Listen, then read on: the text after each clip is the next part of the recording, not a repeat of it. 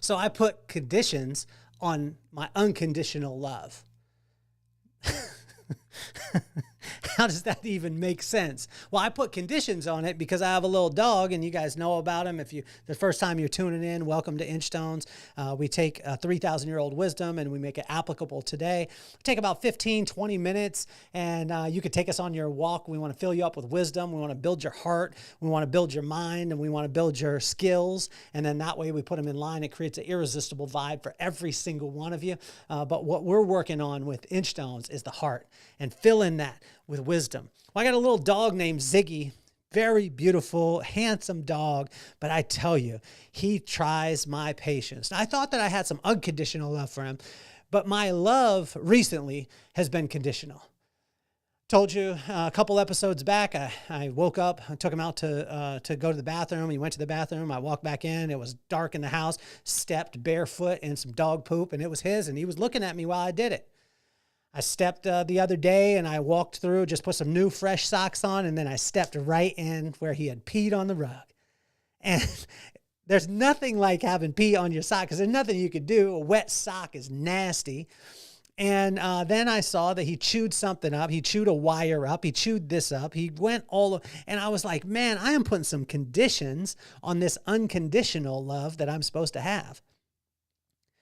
But we hear quotes all the time that like loving the person and not the action, unconditional love, knows no boundaries. These all sound great until life smacks you in the face with something. And then you start to think like, okay, well, could there be some conditions on this love? The cool thing is what God gives us is an example of unconditional love. In Proverbs 7, it reminds us that God's unconditional love is not just a fluffy bumper sticker. It is rooted and grounded in truth, although it reminds us of the grace that serves as the secret ingredient that will power it. And this grace is not something that I extend all the time. With Ziggy, I didn't extend any grace to him when he peed on the rug. I just wanted to shake him. I wanted to stuff his face in it, rub his face in it, and do all the stuff. But I started to ask, is God's love conditional with me? Well, it's not. Well, is my love conditional? Well, yes, absolutely 100%. I'd like to think that I practice this unconditional love. But even, a couple of days ago, I went to church. And when I was there, I had a great day. I had great notes. I came home. I walked in the house. And right when I walked in the house, Ziggy had tore up the trash can. And I lost it. And I just looked at him and I thought as if he knew that I was mad at him. So I just been giving him the silent treatment to a dog. But I've been putting these conditions on the unconditional love that I'm supposed to have. But it's cool because in Proverbs 7, God gives us the breakdown of how to be able to have this unconditional love. And it's the secret ingredient to it is grace. So why don't we get this party started?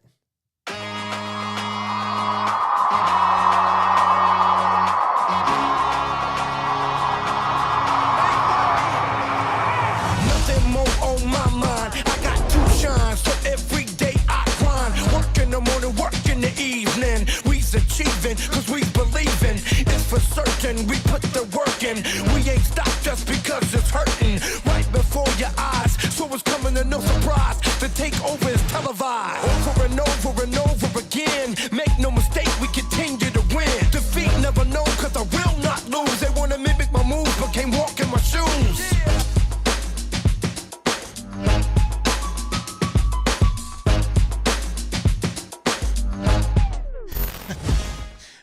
I learned this very early on in my career, but I started to do it here with the podcast too because I put a screen up where I could look at my face. And one person sang a song, "If you're happy and you know it, tell your face." And what I learned very early on in my career was if you were answering a phone and you just put a mirror on the phone, or a mirror next to the phone, you actually, if you smiled or you saw your reflection, a lot of times you would smile and you would change the tone of your voice and the energy that you were going in. So it's just a little trick that if you want to do, it can help out tremendously, which I think will be good. But that's my random fact of today.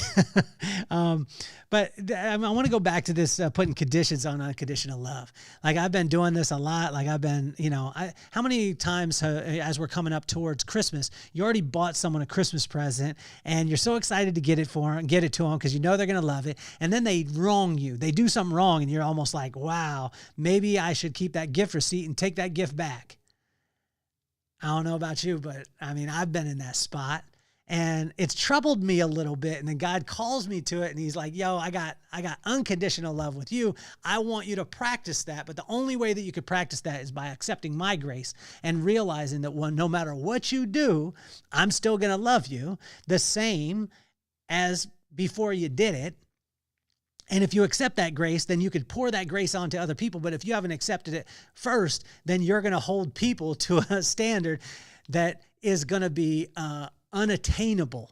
And I've been doing that. So, in Proverbs 7, it takes us through and it talks about unconditional love, right? And so that grace is massive. In verse 1-4, circumstantial knowledge can bring victory in the battle, although principle-based wisdom will win the war. Which would you prefer to focus on?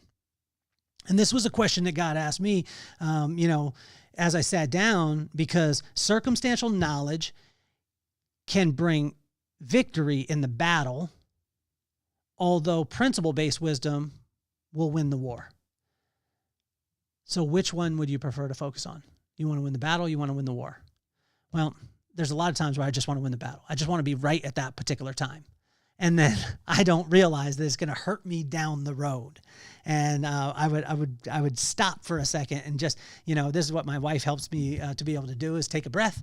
And especially if you're a business owner, and something goes wrong in your culture or in your team or whatever it is, take a breath and ask yourself, do I want to win this battle or would I rather win the war? And when I look at it in 5 years from now, is it going to seem that large? If it is going to, and it's going to affect, then take the proper time to be able to communicate it. But if not, maybe we should back off, take a breath, count to 10, and just chill out for a second and allow it to pass. In verse 5, it says, beware of unsavory things that appear savory in the moment. I'll say it again. Beware of unsavory things that appear savory in the moment. Most unsavory things appear savory in the moment. So just be conscious of this. And this was a call out for us is, to be able to look at that. And again, it's just take a breath, step back for a little bit, take a little bit of time. This is, advice that I get from my wife. Sometimes I don't listen to it and I don't apply it. But it hit me in the face with Proverbs 7 today, because that's what God was saying is beware of it. Beware of those unsavory things that will appear to be savory in the moment. In verse 6-20, lies will sound sweet when the light is dim. When the light is dim, you can't see all the details. When the light is dim, we have the tendency to not be able to see everything that's going on. When the light is dim, lies will sound so sweet. But when the light is on, we can see that lie from a mile away. How can we turn the light on? Simply by filling our heart with wisdom. Where will we get it? From the fear of God. What is the fear of God? It's the respect of God. How can we respect God? Spend time with him. See his words, his actions, they're in line, and you'll start to respect him. Because anyone who you see that says something and then does something and it's in line, you'll start to respect that person, no matter who it is.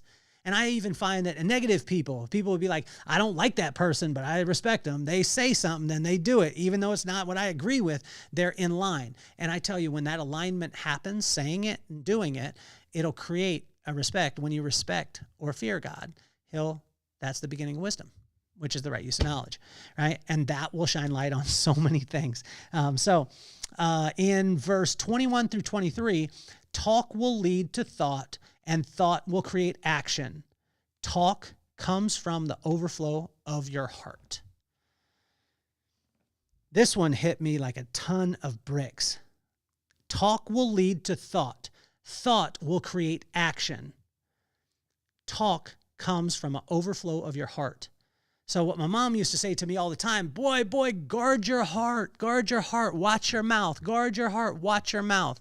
Well, if I watch my mouth, meaning I not only stay conscious of the things I'm saying, but also become aware of them. So when I say them, realize that they're nothing more than overflow of my heart. If they're overflow of my heart, they got in there somehow. The only way something could get into your heart is through your eyes, through your ears, and through your senses. So if I'm filling my heart up with wisdom and I'm guarding my heart from anything outside of that, the overflow of my heart will be wisdom coming out my mouth. And when it comes out my mouth and I start to think about it, then I start to act on those things. Talk will lead to thought. Thought will create action. Talk comes from an overflow of the heart. Guard your heart. Watch your mouth. Verse 21 through 23 broke it down. In verse 24 through 27, fill your heart with wisdom and protect it at all costs. Fill your heart with wisdom. Now, this isn't to say, and people have called me on this. I got in trouble the other day. I was talking with a friend, and he said, you made a joke at like the Vibe Room. I was at the Vibe Room, and I'm a sarcastic guy. I like comedy. I like to give people a hard time at times. And he said that somebody was sitting, and they said that what I said wasn't in line with who I was. And I was like, okay, I respect that. I want to get better at it. And they were like, and I said, tell me more. He said, well, they said that you talk about like Jesus and you talk about like the word and the Bible and stuff like that. And then you joked around about something. And I was like, guys, you got to understand there's so many different facets, right? There's so many different facets to a person. And so when I say this, fill your heart up with wisdom and protect it at all costs, it doesn't mean that you're only going to sit in your house and just read the Bible. That's going to be a boring life, honestly. But when we fill ourselves up, when we give ourselves enough of it, when we spend a little bit of time on it, on principle-based wisdom, it's incredible. It doesn't mean that you don't have a good time. It doesn't mean that you don't watch things or listen to things. I'm a huge hip-hop fan. I don't think that hip-hop is all wisdom, although because I add wisdom to my regiment, I can see some wisdom from it. I can draw some things from it. Now I'm justifying right now too, but I just want to encourage you that you don't have to be, you don't have to go to church every single day of the week and, just sit in prayer in your room. I'm not talking about that. I'm saying that how can we add action? How can we apply wisdom in our life? How can we, fill our heart with it and just guard it? Like guard it at all costs as much as humanly possible. And wisdom can be fun. Wisdom can be funny. Wisdom can be sarcastic. Wisdom can have so many different facets to it. And so when you look into it, I just want to encourage you because it doesn't have to be boring. It doesn't have to be a scenario where you're thinking that, I just have to sit and I have to sit up straight and I have to do these things. Nah, you could take your notes in your Bible however you want. You can open it up when you want. And I remember teaching 4-year-old Sunday school and, they said, Teacher Kelly, it's time to pray. And I took all the kids. I said, hey, and they were 4-year-olds. I said, hey, do you have to close your eyes when you pray? And they all said, yes, Teacher Kelly. And I said, no. I said, do you have to get on your knees to pray? And they said, yes, Teacher Kelly. I said, no. I said, do you have to clasp your hands to pray? He said, yes. I said, no. And all the teachers by this time were looking at me thinking, what is he teaching these kids? And I said, praying is nothing more than talking to God. And if you talk to God, talk to him in your language, talk to him the way that you would talk to your friend because he wants to be with you. Now, I talked to him a lot. I talked to him during the Titans game this week. Now, he didn't answer my prayers, but maybe it was because that wasn't supposed to be. I still think that, we should win. The Titans should win. The Warriors should win all the time. And I pray and I ask him. Now, I'm not sitting, I don't, sit down and Warriors and Titans. But I am just, saying like, yo, God, can you hook a brother up? Like, we had a rough couple of years with the Titans. We need some love. I would like a Super Bowl. Why don't you bring that? Why don't we pray on that and make it signature to you? So as we finish up, our love will remain conditional until we spend time with him. Personal time with him. Seek his wisdom and accept his grace. It's that simple. Our love will remain conditional until we spend time with him, seek his wisdom, and accept his grace. It is truly that simple. If you want to express unconditional love, it won't always be perfect. I wish that I could say that it would be, but it probably won't. I want to encourage you because there are going to be some conditions on your love. There's going to be some of you right around this Christmas time that, again, you're going to bless somebody and they're not going to receive it in the best way. They're going to act a fool when you already have the gift in the closet wrapped up and ready to go.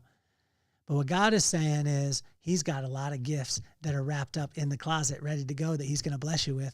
And we've been acting a fool. So just the same way that he extends grace to us, extend grace to others, and we could practice that unconditional love.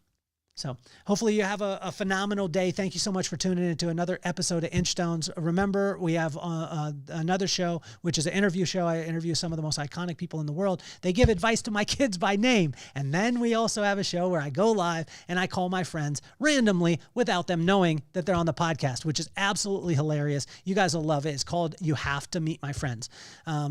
Comment, subscribe, like, do all the things that you know that you should do. And I want to challenge you to do this. Share this with somebody who needs to hear the message about unconditional love. That's my challenge. I want to thank all of you for being here with me. My name is Kelly Cardenas, and I'm officially off the hot seat. Peace, love, and soul.